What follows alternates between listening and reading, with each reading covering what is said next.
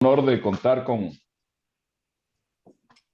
tenemos el gran honor de contar con la presencia mañana, tarde o noche, depende de la hora en que cada quien vea este programa, al doctor Federico Mayor Zaragoza, un personaje que podemos decir es científico, académico, político, diplomático y por si algo falta también poeta. ¿Eh? El doctor Federico Mayor Zaragoza fue o era cuando se realizó la primera conferencia mundial de la educación superior en 1998, el director general de la UNESCO. Conferencia que coordinó nuestro apreciado amigo Marco Antonio Rodríguez Díaz. Nuestro apreciado amigo Federico era el director general de la UNESCO. También fue ministro de Educación y Ciencia de España, fue diputado al Parlamento Europeo, de la Comisión Internacional de la Carta de la Tierra, actualmente es el presidente de la Fundación por una Cultura de Paz y un gran promotor de siempre de la paz, de la convivencia y de la transformación con una lógica humana. Y lógicamente a partir de eso, fortaleciendo el papel de la educación en su conjunto, de la ciencia, la tecnología y la educación superior en particular. El mundo tiene enormes desafíos. Hemos avanzado muchas cosas y hemos retrocedido otras. Tiene grandes potencialidades y gravísimos problemas. Y la educación superior, lo digo yo siempre, tiene una responsabilidad superior. No tiene que ser superior desde el punto de vista jerárquico nada más, sino desde el punto de vista de la responsabilidad. Y qué mejor pues que visionar el rol que le corresponde en este contexto tan complejo a la educación superior, una persona como el doctor Federico Mayor Zaragoza, lo cual no es fácil ver el futuro, porque el futuro es muy incierto desde todo punto de vista. Hay quienes dicen que lo único cierto del futuro es que todo es incierto, pero hay que crear certidumbre dentro de la incertidumbre y aprovechar las potencialidades para enfrentar las dificultades. Entonces, también me acompaña doctor Juan José Salado Sánchez, un gran amigo.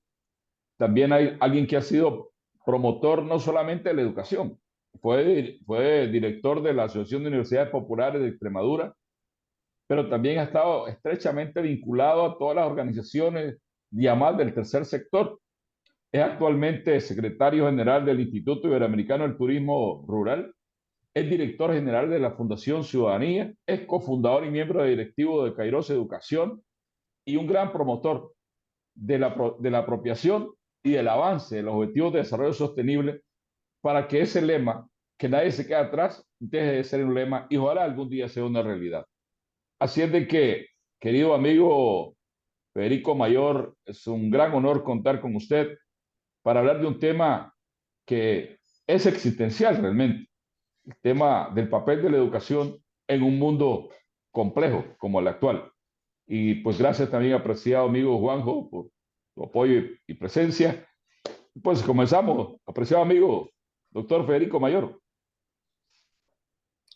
Pues muchísimas gracias a los dos, a Telémaco, que con Kairos yo creo que está realizando una labor que es muy importante, especialmente ahora que debemos unir voces. Es fundamental que nos demos cuenta de que ha llegado un momento en que la gobernanza plutocrática y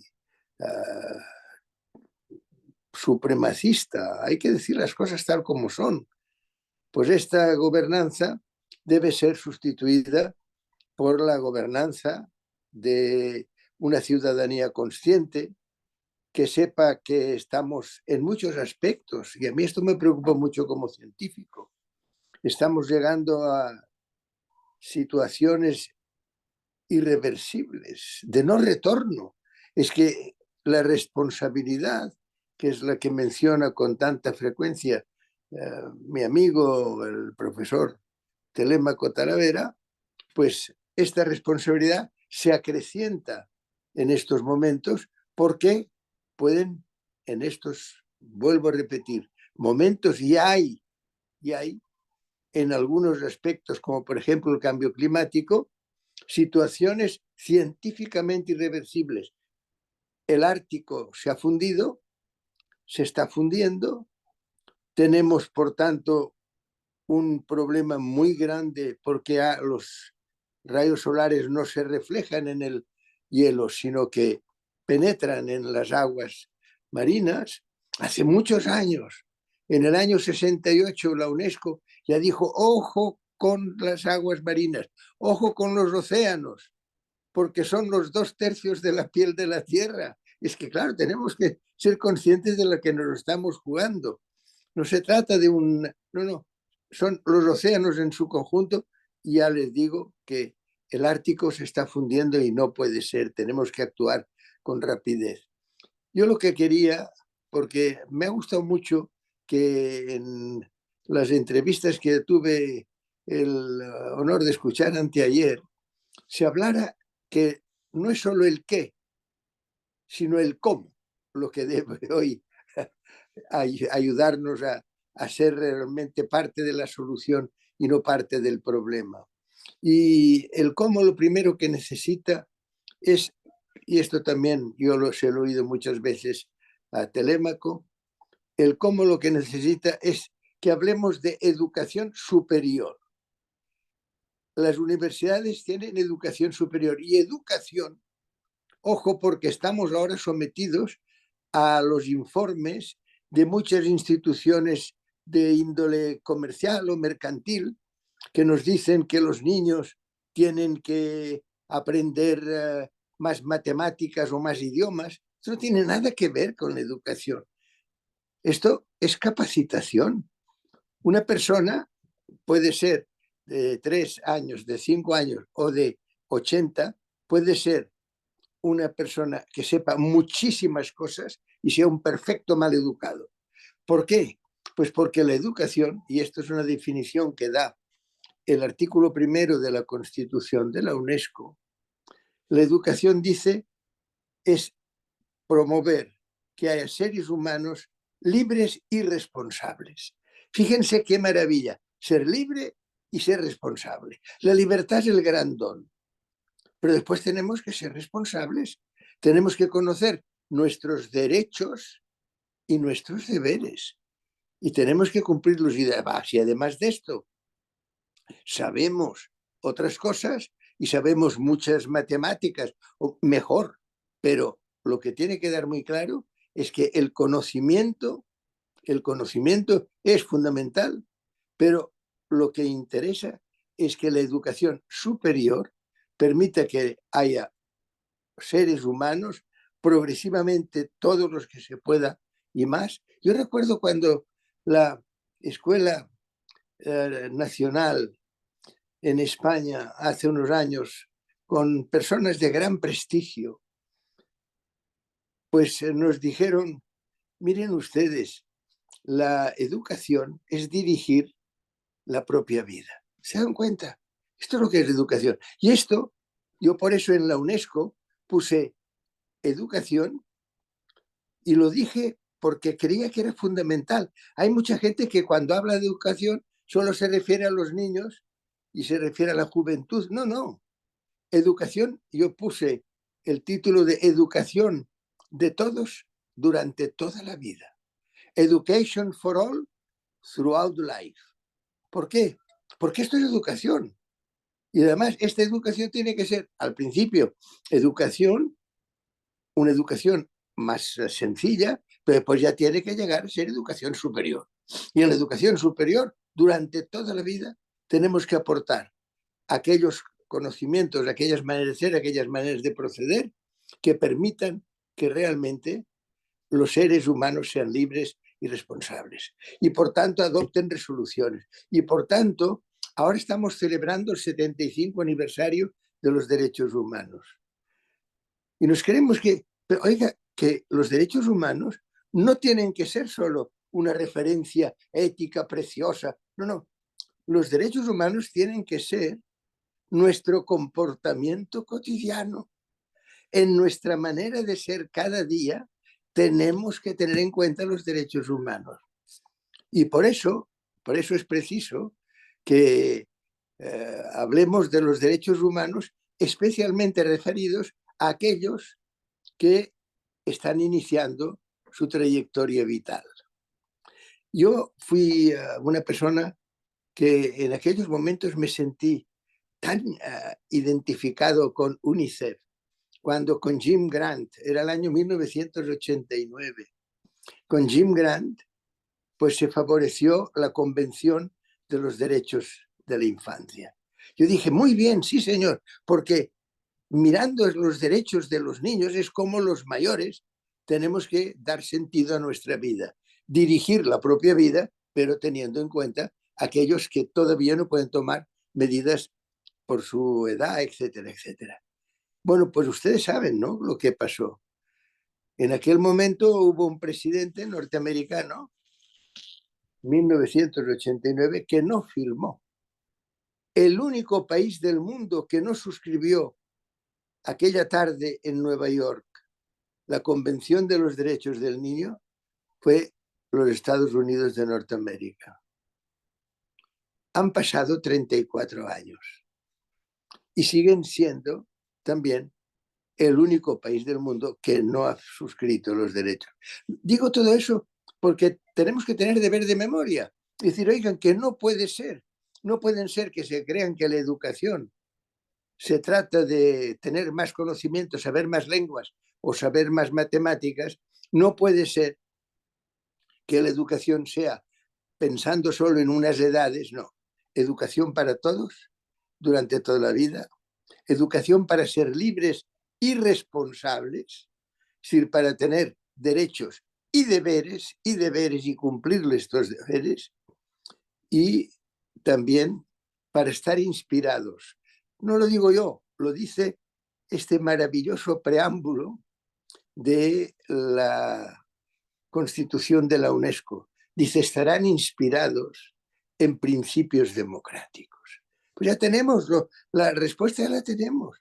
La tenemos, ¿por qué? Porque tenemos unos documentos maravillosos, tenemos unos derechos humanos maravillosos, tenemos unas instituciones como la UNESCO que tienen esta constitución donde nos dicen libres, responsables, donde nos dice inspirados en los principios democráticos. Ya tenemos las referencias que queríamos.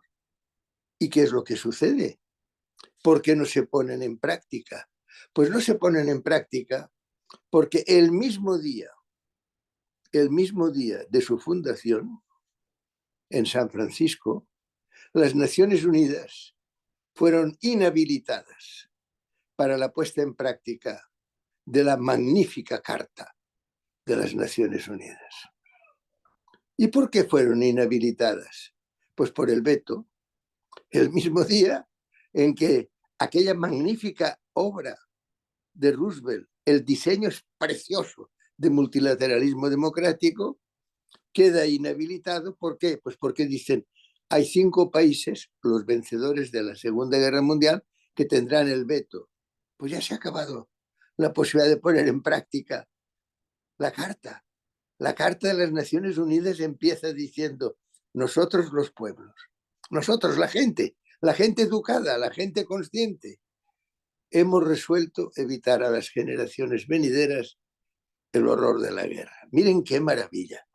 Nosotros los pueblos, somos los que vamos a actuar, somos los educados, libres y responsables, vamos a actuar. Pues no lo podemos hacer porque inmediatamente ponen la inhabilitación del veto. Y así hemos pasado muchos años. Después vino la Guerra Fría, y al terminar la Guerra Fría hubo un momento de gran esperanza, porque hubo un momento en que en Reykjavik, en el año 1986, un presidente insólito, Mikhail Gorbachev, fue a visitar al presidente Reagan y le dijo, mire presidente, lo que tenemos que hacer, no se preocupe más de la Unión Soviética, que va a desaparecer y será sustituida por una comunidad de estados independientes. No se preocupe más por la reunificación alemana, porque el muro de Berlín se va a desmoronar rápidamente. Yo vengo a decirle que lo que no podemos hacer pensando en estos niños, pensando en estos deberes, pensando en esta capacidad de modificar el mundo para que todos los seres humanos puedan tener alimentación, todos pueden tener atención social, todos pueden tener atención sanitaria.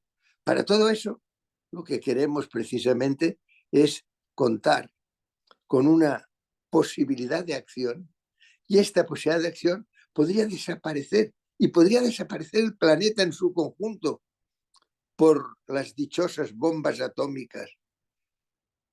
Y le dijo: usted, presidente Reagan, tiene 17.000 ojivas nucleares. Yo tengo 17.000 más. No puede ser. Vamos a anunciar al mundo mañana, usted y yo, vamos a anunciar al mundo que las bombas atómicas, que las ojivas nucleares van a ser eliminadas en su totalidad. Al acabar aquella tarde del día 10 de octubre, habían reducido ya de 17 a 6.000, que son más o menos las que tienen ahora. Y al llegar a las 6.000, el presidente Reagan dijo que por razones de global security, de seguridad global, él ya no podía eliminar más bombas atómicas. Ya lo ven, claro, es que es el papel que tienen en los Estados Unidos, que es un país que debería, yo creo, en estos momentos, darse cuenta de que el propio presidente Eisenhower, ellos mismos han buscado las soluciones. Es un gran país, no cabe duda, pero claro, lo que no puede ser es que, y esto lo dijo, yo creo es muy importante que esto lo sepamos y lo recordemos, el presidente Eisenhower, cuando pasó el poder al presidente John Fitzgerald Kennedy, el día 20 de enero del año 61, y él se lo dijo, le dijo: mire, yo acabo de ejercer como presidente de los Estados Unidos, pero en realidad tengo que confesar a mis ciudadanos norteamericanos que yo no he tenido nunca el poder. El poder lo tiene, dijo él, el complejo bélico industrial de los Estados Unidos. Bueno, pues todas estas cosas ahora ya podemos nosotros, como personas educadas, como personas con educación superior, ya podemos decir: no, señores, ahora vamos a corregir, porque el mundo tiene que tener una transición muy rápida para evitar precisamente los hechos irreversibles, tiene que tener una transición muy rápida hacia la educación superior, hacia el conocimiento aplicado a todas partes y en todos los lugares, hacia la capacidad de que todos los seres humanos puedan crear pensar que cada ser humano es capaz de crear y ser libre y responsable. Esto yo creo que es la solución para lo que necesita el mundo. Nosotros los pueblos, así empieza la Carta de las Naciones Unidas. Pues ahora hay que reconocer que hace unos años, hace tan solo 2 o 3 décadas, no podíamos pedir que hubiera nosotros los pueblos. ¿Por qué?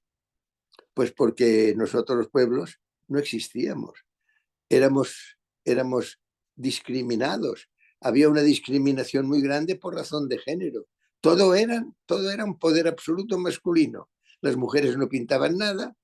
Los seres humanos que tuvieran alguna manera de pensar distinta por razones ideológicas, discriminación por razones de creencia, discriminación por razones étnicas. Oiga, todos eran discriminados. Yo esto lo he vivido muy bien. Lo recuerdo que lo estudié con mucho detalle cuando fui rector de la Universidad de Granada. Y de momento, hemos empezado a progresar en este aspecto. Esto es de los aspectos más positivos que tenemos que resaltar en estos momentos. De momento, ha habido un cambio muy notable en esta situación de la humanidad. Ahora, las mujeres, los hombres, ya empezamos a sentirnos iguales, ya empezamos a mirarnos y vernos iguales. A medida que desaparece la discriminación, a medida que además ya podemos expresarnos, que esto es fabuloso. Ojo con las pantallas, ojo con la tecnología digital, sí, porque también hay que ser muy cuidadoso, pero de momento nos da una posibilidad muy grande, nos da la posibilidad de ser seres humanos no discriminados, iguales en dignidad y capaces de expresarnos. Ha llegado el momento de expresarnos, ha llegado el momento de participar, ha llegado el momento de, como dice el preámbulo de la UNESCO, ha llegado el momento de tener inspiración democrática y de participar en una democracia a escala mundial y desplazar a la actual gobernanza plutocrática y supremacista. Ahora ya podemos, ya podemos. Esto es lo que yo creo que es más importante que ahora retengamos. Señores y señores, ahora ya podemos. Los seres humanos, iguales en dignidad, capaces de expresarnos, ya podemos intervenir. Ya no queremos más que unos cuantos supermillonarios y unos cuantos grandes poderes militares rigen el mundo. Ahora ha llegado el momento de aplicar la Carta de las Naciones Unidas. Ahora ha llegado el momento de nosotros, los pueblos. Los pueblos con enseñanza superior, los pueblos sabiendo que la educación es un proceso de toda la vida y sabiendo que tenemos que ser libres y responsables.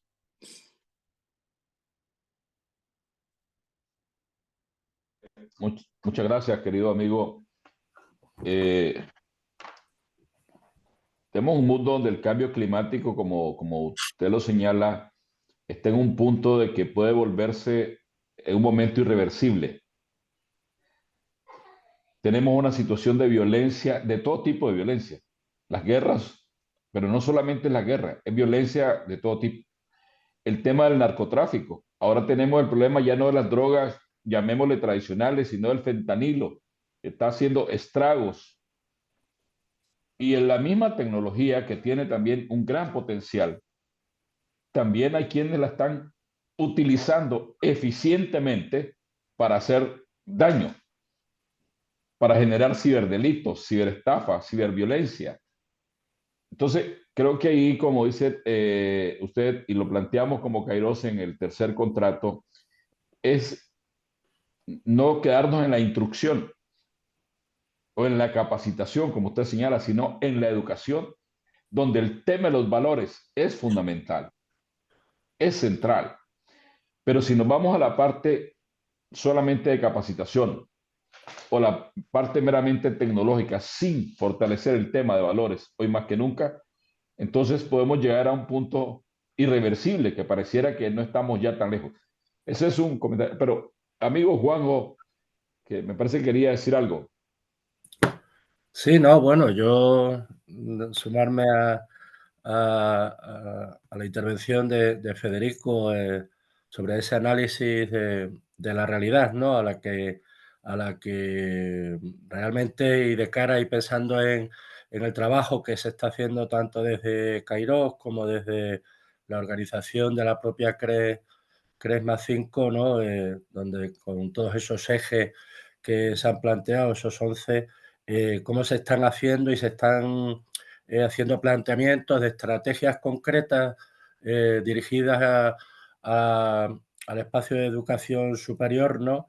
Para precisamente contribuir a todo este fenómeno, a toda situación que actualmente tenemos, donde los derechos humanos están siendo es intolerable la situación con determinadas zonas del mundo con respecto a esto, y es intolerable que la sociedad, vamos a decir, en su conjunto no sea capaz de abordar esto precisamente que comenta Federico. ¿Cómo no vamos a ponernos de acuerdo en que esta situación es insostenible, en que el cambio climático es una realidad?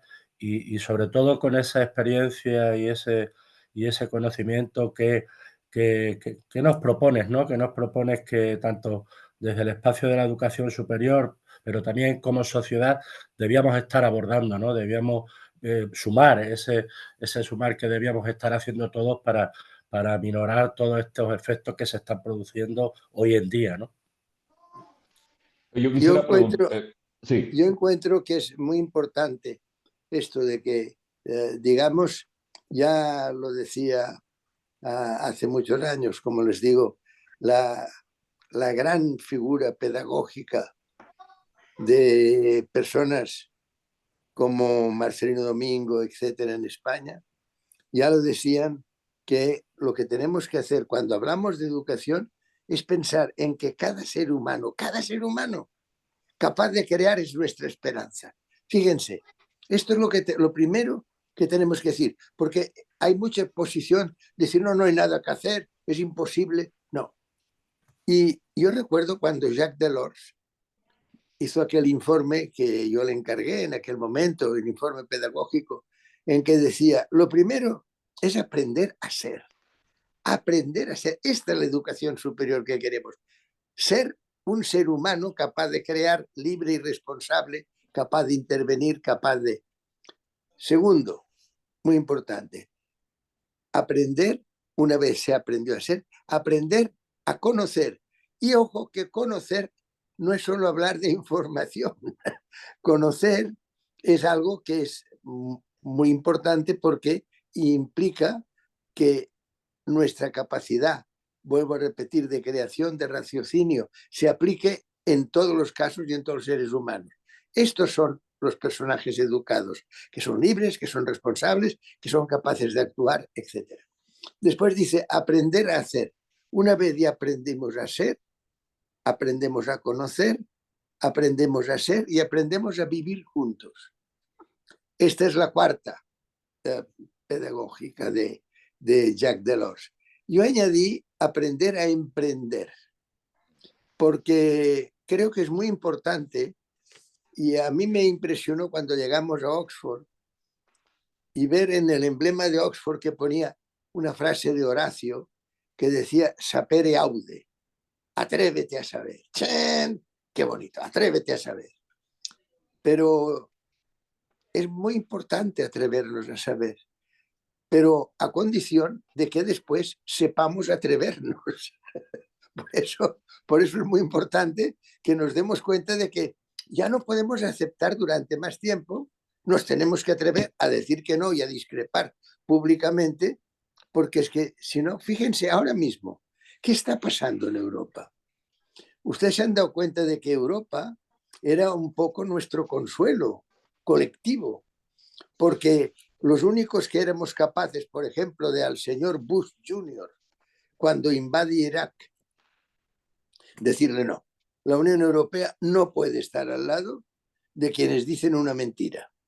Y no es verdad que Irak tenga armas de destrucción masiva. Lo dice la persona jefe de inspectores llamado Hans Blix. No es verdad. Y sale el señor Chirac. No hay que olvidar que Francia fue la gran promotora de Europa en el Tratado de Roma, etc. Y a través de su ministro Villepin hace un discurso formidable y dice no. En aquel momento teníamos Europa como portavoz de la educación superior y de la manera de pensar a escala mundial. Pues en estos momentos también nos lo han quitado. Han hecho lo mismo exactamente que hicieron en aquel momento con las Naciones Unidas. De momento han dicho, las decisiones en la Unión Europea se adoptarán por unanimidad. Y esto significa que todos los países, los 27 países de la Unión Europea, tienen veto. Esto significa que la señora van der Leyen, que por cierto es una mujer muy capaz y que lo hace, pero claro, no puede tomar decisiones. ¿Y quién es el interlocutor de Putin? ¿El interlocutor de Putin es la Unión Europea? No. ¿Sobre Ucrania? No. El interlocutor de Putin es el G7 y la OTAN. Y la OTAN, ustedes saben que significa Organización del Atlántico Norte, ¿no? Del Tratado del Atlántico Norte. Yo recuerdo cuando Olof Palme me decía, oye Federico, el Atlántico Norte está en el norte, ¿verdad? Porque después resulta pues que ahora ya está en todas partes. En una palabra, ha llegado el momento de la acción. Ha llegado el momento de nosotros los pueblos.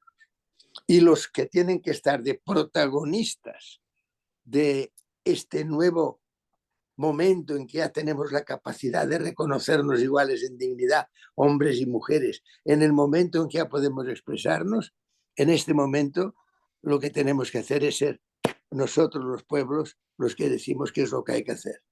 Y estamos, y yo creo que Queiroz puede y debe jugar, y lo está haciendo, un papel muy relevante. Estamos pasando este mensaje de acción para una gran red global de centros universitarios, de centros e instituciones de arte, de ciencia, todos aquellos que tienen la posibilidad de tener una mayor capacidad de acción en estos momentos para ser nosotros los pueblos.